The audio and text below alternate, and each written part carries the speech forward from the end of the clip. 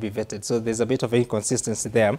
But all the same, is it last week actually, there are some new faces that will be attending cabinet meetings. And this is another matter that has been challenged in court. It was filed yesterday. That is of UDA Secretary General Cleophas Malala, Monica Juma, Advisor on National Security. There is Ndii, Chairperson of the Economic Council of Advisors. And did I just say that right? And also there's Harriet Chigai, former colleague of President Theory here, who is sitting there advising on women affairs. And when you look at this has been challenged. President Theory has been challenged in court. There's also the question of the Finance Act that was also challenged last week. And there was some stay orders that the implementation of the Finance Act should not happen up until it's back in court, which is tomorrow. What does this mean for the Ruto presidency, and what does it also say in terms of the rule of law, but secondly, what advice the president could be getting at such a time? It's very interesting. First of all, we know that one of the members of the Law Society has gone to court to challenge the so-called sitting of strangers in cabinet. I'm also aware that the Law Society ought to have filed, I think it ought to have filed it yesterday. If it wasn't filed yesterday, it will be filed today, challenging the same decision. There is already a ruling on this matter that was filed coincidentally by a sitting cabinet secretary, the Honorable Alice Wahome, who's also an advocate. And so this is one where we think that it's mischief that is not going to go so far. I think the right thing would be to comply with the formation of cabinet as set out in the Constitution, because an attempt to create an established government outside what is provided for in the Constitution runs foul of Article 3.2 and is likely to meet the same fate that the courts ruled previously. And so that's something that we'll be looking out for. But that said and done, there is, I'm aware that there was an application that was filed to set aside the orders that were given by the Honorable Judge Thande, suspending the implementation of the Finance Act. My suspicion is that the decisions that were taken maybe by EPRA to implement immediately the increase to 16% may have been pegged on the hope that the High Court may overturn that decision, which I think is a wrong way to approach court orders.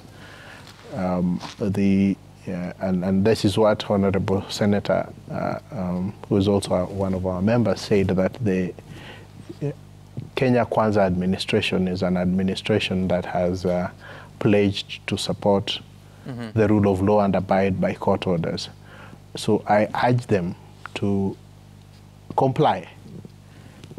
The implementation of the Finance Act has been suspended. The right and proper thing to do is to comply with that decision and then challenge it if you feel that the decision has been made wrongly. So therefore, how do you then approach the court for a relief? You're telling it, set aside these orders, yet you're not complying with the court. Are you suggesting to the court that it is only decisions which are in our favor that we are going to agree with? So any person making that suggestion to the court then would find that the court would not be happy to entertain them. And so I hope that today, if not yesterday, a revision of the fuel prices will be done in line with the decision that has been made by the court, and a process of compensating those who have paid more than they ought to have paid to be conducted, so that we restore parties to enjoy the decision of the court. Otherwise, it would be going back to those days when court orders were treated as mere suggestions, and that is not a scenario that is good for the country. Is there a possibility that you can compensate Kenyans who've paid for fuel 195 shillings per litre of petrol in Nairobi? Is it possible? It should be possible, because ideally they ought not to have paid that. So that is an illegal levy, because it is not based on law. And so therefore there should be compensation for those who have paid prices that they ought not to have paid, because this is what you call unjust enrichment. Okay. Honorable Elachi, when you reflect on those two particular issues, first, strangers in cabinet, and again, coincidentally, that decision that involved the Director General of Nairobi Metropolitan Service was delivered by Justice Anthony Murima, similarly to the CAS issue. What should be happening? Because how do you argue such a decision for the president to go ahead and pick 3 persons that do not necessarily sit in cabinet and ask them to be attending meetings, yet there's such a decision by Murima that was never appealed against? And that was, again, I would say a mistake. And that's why I'm saying those who advise the president must always look what has gone through the courts. Because many of these decisions have gone through the court. So that by the time he is also, okay, in normal circumstance, we'll say he has discretion. He can decide.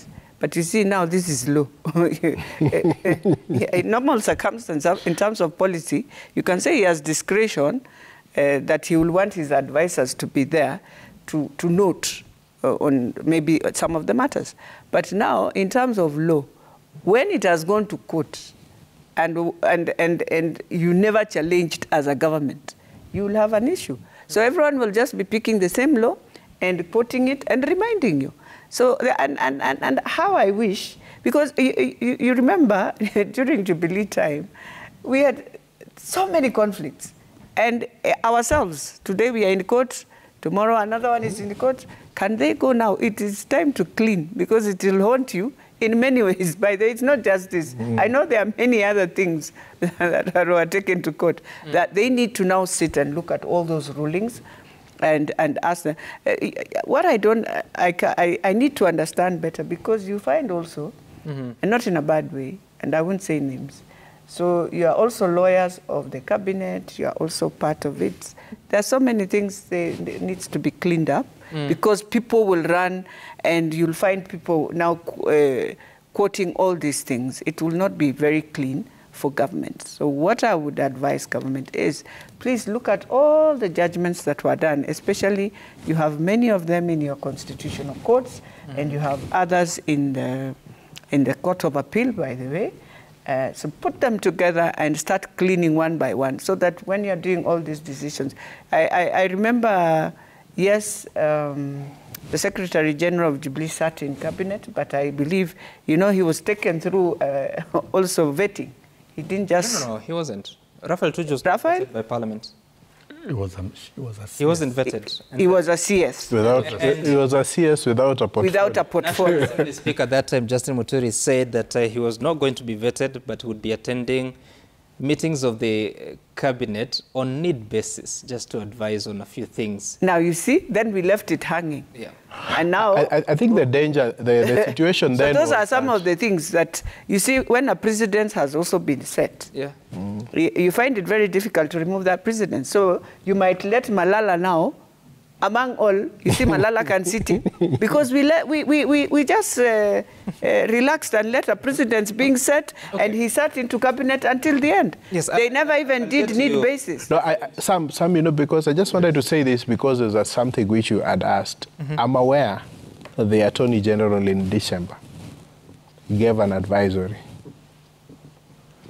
against this move that has been done. So it's a question of government being given advice, but refusing to heed the advice for political considerations. Wait, you're saying Attorney General Justin Muturi Yes. gave advice to the president against inclusion of strangers in cabinet? Yes, in December last year.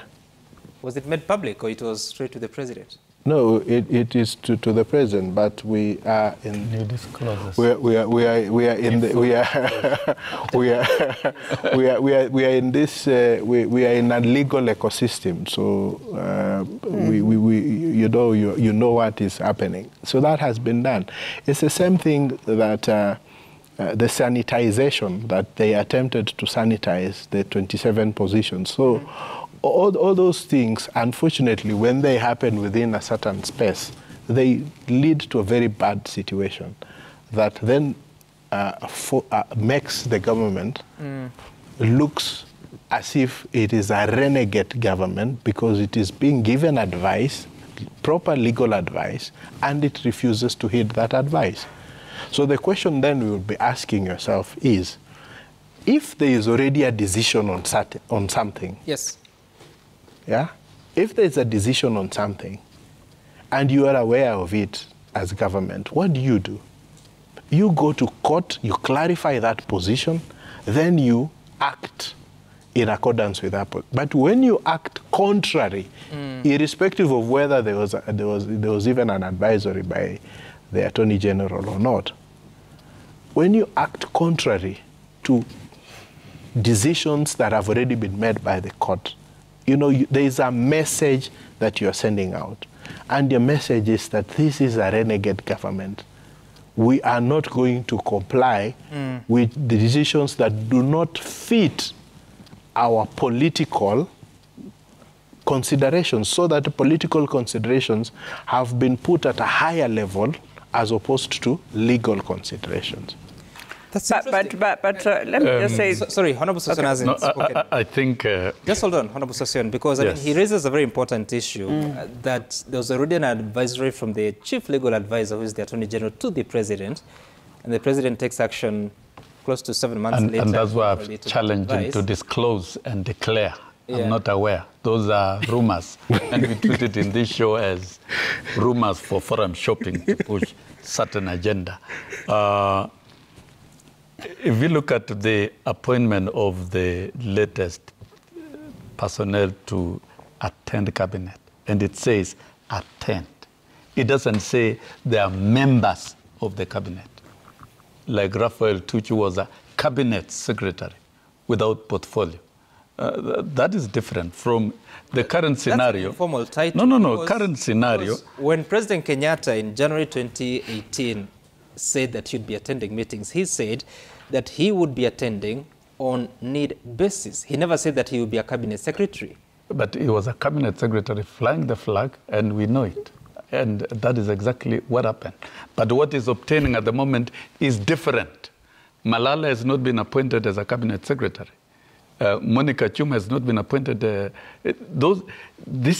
only attending. And the standard practice of doing management, if you are the chief executive of an institution, head of a country, there is nothing wrong with having your advisors in attending crucial meetings. That is the best practice leadership that is done. And that is what the president has appointed, his economic advisor, the secretary general of the political party, actually has allowed his security advisor, economic advisor, and the secretary of the political party, which carries the years and gender affairs, because those are crucial issues. These are the people who drive the day-to-day policies, but they don't participate in cabinet. Sorry. So they attend that meeting? No, it is attending. They don't exercise equal privileges like the members of the cabinet. How do you know that? No, it's a fact. If while in attendance... And let me teach you, Gituku. Before you teach me... Let me teach you something.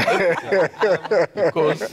No, just hold on. Those of us who have run organizations... Just hold on. You and I have never... Even chief executives of institutions... Honorable Session, you and I have never sat in cabinet. So let's assume that advisor has been allowed to attend the meeting and they want to make a contribution. How will they be stopped?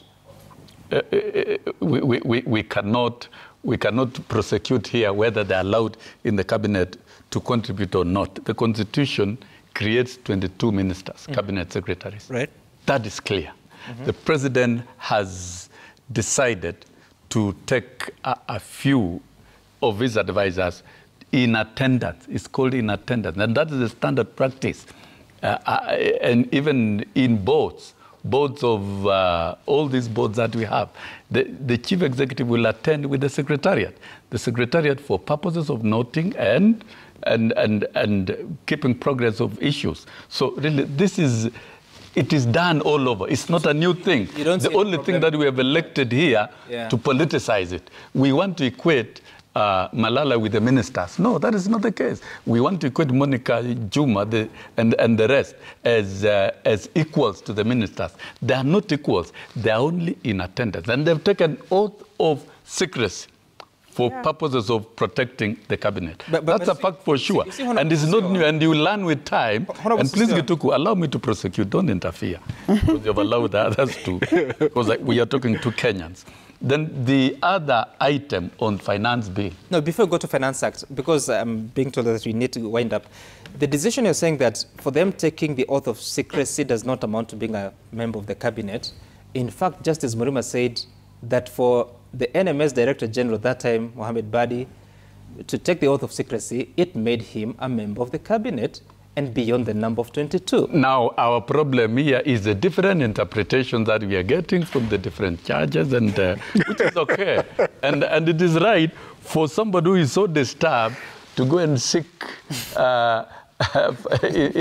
interpretation from the court. But the standard practice, there is nothing wrong with the president sitting in the cabinet with his advisors. Okay, all right. And in the cabinet with his advisors. And that is fair, square, in standard practice. Allow me and then on the finance bill. No, we will not get the there. Finance bill. No, Honorable Session, we're out of time. I want to thank you all for making time for us.